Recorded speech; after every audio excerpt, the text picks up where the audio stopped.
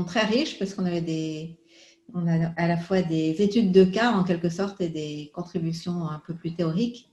Mais cette dernière communication là, que vous nous avez présentée est tout à fait passionnante. Ça me rappelle, il y a très très longtemps, il y a peut-être une trentaine d'années, un ami de l'INRA qui était parti cultiver du riz au Ghana et qui était vraiment dépité parce que finalement, à peine une année après son retour, tout avait été dévasté. Et c'était vraiment, là, il a identifié très clairement que c'était faute de s'être connecté finalement aux habitudes locales et même à la connaissance du terrain qu'avaient les personnes sur place que le projet avait complètement chapeauté.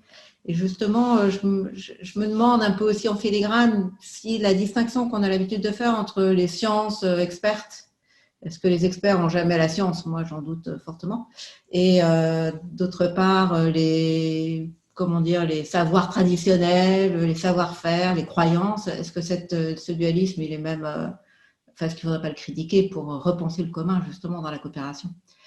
J'avais une question pour Sandra Logier. Dans les approches de la démocratie qui valorisent la revendication, une question essentielle est celle de l'harmonisation des requêtes, de leur mise en compatibilité. Est-ce finalement aux demandeurs d'anticiper sur ce point ou faut-il en laisser le soin aux procédures? En effet, comment est-ce que les demandeurs vont exprimer leurs revendications et par où doivent-ils passer, hein? Je crois que c'est bien sûr extrêmement déterminant.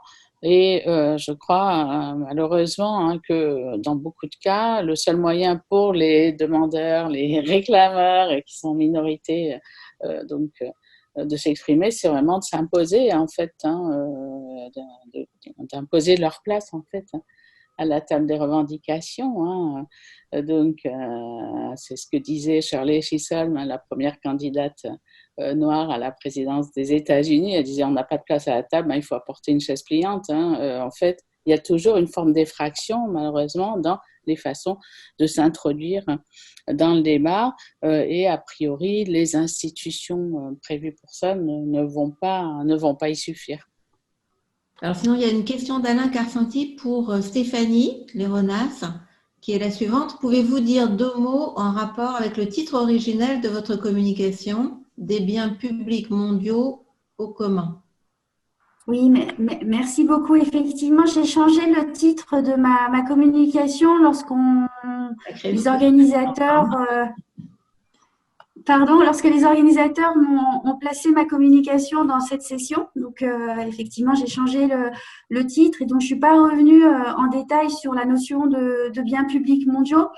En fait, l'idée au départ était de voir quelle était la différence d'approche entre une aide publique au développement qui serait basée sur un paradigme de type biens publics mondiaux et une aide au développement qui serait basée sur un paradigme des communs.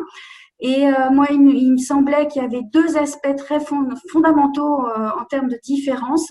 La première, c'était la manière d'appréhender la régulation des biens. Donc, avec les biens publics mondiaux qui sont quand même beaucoup dans l'idée d'une régulation par le haut, éventuellement avec une organisation, enfin une régulation qui se ferait au niveau international et qui ensuite pourrait se décliner au niveau national et s'imposerait à l'ensemble des acteurs, alors qu'avec une régulation par les communs, on est sur un type de régulation beaucoup plus par le bas. Donc ça, c'était le premier point. Et le deuxième point que j'ai un petit peu évoqué dans la présentation, c'est la question de est-ce que on estime que il faut trouver les arrangements pour permettre de limiter nos impacts sociaux et environnementaux tout en ayant un objectif de croissance économique et au nom de cette croissance, ou est-ce que on est dans une logique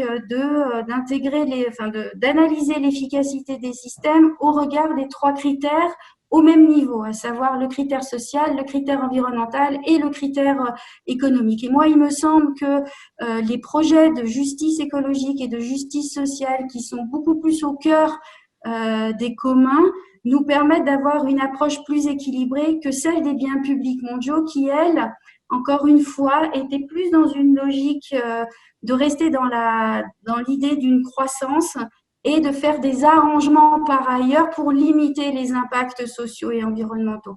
Donc, c'était un peu ça au départ l'objet de ce titre. Merci beaucoup, Alain, d'avoir posé la question. Il y a encore une question que je vois là pour Madame Redon par Antoine Valabrègue. La voici. Plutôt qu'individu ou personne, je pense que la question est comment être en apportant sa singularité identifiée, reconnue à un dispositif quelconque chargé de la régulation des communs. C'est-à-dire, voilà la question, comment sortir de l'hégémonie de l'avoir? Je partage le préambule à la question. Après, comment sortir de l'hégémonie de l'avoir, c'est quand même une grande question à laquelle je ne saurais pas répondre. Ça fait appel à la fois nos propres ressorts individuels et puis ce qu'on est capable de construire en tant que société. Mais c'est une excellente question. Moi, après, j'aurais une remarque par rapport à la présentation d'Arnaud Massé, mais je ne sais pas à quel moment je peux la formuler. Oui, bah effectivement, je pensais justement, vous citez Arnaud Massé, mais je pensais que ces remarques concernant la complémentarité entre faire le bien de la cité et faire son bien propre au personnel pourraient apporter une réponse finalement assez intéressante à la question d'en sortir de la prééminence de l'avoir. Je crois que Marianne, disait qu'elle avait une remarque sur ce point, et donc j'aimerais bien l'entendre du coup pour... Ah oui, d'accord, ça m'avait... D'accord, oui, bien sûr, Marianne. Oui, alors, c'était pas sur ce point, c'est sur la dernière diapositive de votre exposé où vous citez Platon. Et je trouve que dans cette citation, on trouve bien l'ambiguïté qu'il y a pour moi entre collectif et commun. Et que Joël Zask a souligné aussi dans un de ses ouvrages, que nous, dans notre approche, on distingue assez clairement. Parce que Platon dit, au lieu de, si j'ai bien compris, au lieu de faire une muraille, je l'ai noté quelque part, les gens n'ont qu'à faire de leur propre maison une muraille, voilà, grâce à l'uniformité et à la similitude de toutes les maisons, et en toute une solide clôture tournée vers la route. Mais ça impose quand même l'uniformité et la similitude des maisons. Donc ça impose qu'il n'y ait pas une liberté de chacun des constructeurs qui construit sa propre maison selon le schéma qu'il entendrait. Ça impose quand même une norme. Donc pour moi, ça relèverait plutôt du collectif, c'est-à-dire l'identité, effectivement, et la contrainte imposée à chacun dans la manière de contribuer. Et le commun serait de faire soit chacun à sa maison et on se met d'accord pour construire une muraille, soit la muraille se construit de manière un peu stigmergique, c'est-à-dire chacun construit sa maison à sa manière, mais en veillant à ce que cela contribue aussi au dessein commun d'en faire une muraille. Voilà, je voulais juste apporter ce point. D'accord, je crois comprendre la différence donc là entre commun et collectif. Le collectif est une sorte de commun plus fort, qui impose à chacun des normes plus importantes dans la distinction que moi j'avais compris. D'accord, parce qu'en grec on n'a qu'un mot, on a un koinon.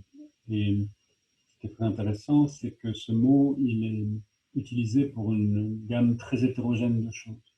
On peut avoir des actions, des biens, des sentiments, des malheurs communs. Ensuite, il y a des sens du commun. Et donc, entre des communs plus ou moins disséminés, je disais que le commun que j'appelle inclusif, il naît d'un rapport fait entre les parts individuelles. Et alors évidemment, dans le dernier exemple, l'exemple platonicien, on a affaire à une cité qui, alors c'est pas le communisme de la République, mais il est quand même, il reste assez exigeant, celui des lois. Donc en effet, on a une normalisation très forte, puisque chacune de ces propriétés sont d'ailleurs des lopins de terre, des 5040 lopins de terre reçus par les colons. On n'a pas le droit, on en reçoit une propriété qui est cédée par la patrie, la République, mais on en a la garde au nom de celle-ci, et on ne peut pas sortir d'un quart de richesse de 1 à 4, et on doit marier ses enfants à des gens qui sont appauvris si on s'est enrichi. Donc il y a en effet quelque chose qui rentrerait bien dans ce que vous appelez collectif. Il n'en reste pas moins que même dans ce cadre collectif alors rigoureux, Platon pense la façon dont des phénomènes collectifs communs sont produits à partir d'actions qui sont individuelles. À partir du moment où on les a mis en effet dans une certaine série. Mais si on remonte à l'exemple que nous donnait Démocrite, alors en particulier dans les externalités négatives, on peut faire des choses communes absolument comme on veut. En faisant un usage insensé de ces richesses, on crée du malheur collectif absolument de manière totalement débridée, sans qu'il y ait besoin que ce soit collectif. Merci beaucoup. Sandra? En fait, j'avais une question, mais ça poursuit une petite discussion de tout à l'heure autour de l'exposé de Marianne Redon. C'est toujours sur finalement la différence entre personne, individu, sujet, etc. Je me demandais, je trouvais bien justement d'insister sur la personne parce que dans l'individu, il y a justement l'idée que l'individu a une forme de cohérence qui n'est pas divisée en quelque sorte. Donc sans doute personne convient mieux, mais en même temps, je me demandais quelle différence vous faisiez. Est-ce que quel est l'accent en fait qu'il y aurait vraiment sur le mot sur ce nom de personne? Est-ce que ça engage aussi peut-être un peu l'idée d'avoir un rôle, comme l'indiquerait l'étymologie? Est-ce que ça indique qu'il y a une forme d'authenticité dans l'expression subjective? Enfin, voilà, je voulais vraiment essayer d'en savoir plus sur votre distinction entre individu, personne, sujet. Oui, pour moi, déjà, individu, je pense que étymologiquement, ça veut dire indivi, et donc c'est une fiction parce que il n'y a pas un seul courant de psychologie ou de psychanalyse qui supposait qu'on était un. Ils ont tous supposé qu'il y a une partition dans notre être. Alors, a priori, ils sont plus à s'accorder sur le fait qu'il y a 3 partitions, voire plus. Et donc, pour moi, la personne, ça parle de ça aussi, c'est-à-dire la diversité qu'on peut porter en soi-même, sa propre complexité. Et comme vous dites, ça renvoie à une parole authentique, à une parole qui s'ancre dans... c'est en tout cas ce qu'on recherche dans nos interventions. Quand on recueille l'expertise des acteurs qu'on nous dit, c'est de comprendre quel est leur vécu, quelles sont leurs expériences dans toute leur singularité et dans toute leur authenticité. Donc pour moi, la différence entre individu et personne, c'est à la fois cette tension entre abstrait, concret, entre quelque chose qui serait monolithique d'un côté et en fait non, qui se révèle tout à fait complexe d'un autre et divers. Et en fait, entre une sorte de fiction, parce que je pense que l'individu quand même est une fiction, et aller au contact d'une réalité, bien que ce soit difficile, et qui est toujours une réalité à un moment donné, dans une complexité donnée, selon une parole qu'on recueille, mais qui demain aura changé. Donc voilà ce que j'entends par personne. Pour revenir aussi sur ce que vient de dire Arnaud Massé, pour moi, la différence entre commun et collectif, en fait, elle est assez simple, en fin de compte, c'est la liberté. Parce qu'on utilise ces termes pour parler de groupe, mais c'est un peu trop confus, je pense. Dès qu'on est plusieurs, effectivement, on a un groupe. Mais ces groupes ont des modes de fonctionnement qui peuvent être vraiment opposés. Et donc, pour moi, la distinction entre un collectif et une communauté, c'est, ou ça pourrait être, la liberté qu'a chaque membre du groupe, dans son appartenance à ce groupe, dans son implication et dans la contribution qu'il peut faire au groupe, dans ce qu'il peut en retirer aussi. Et donc, cette liberté appelle une négociation ensuite entre les membres du groupe, les groupes et les membres, enfin, les membres et le groupe. Voilà.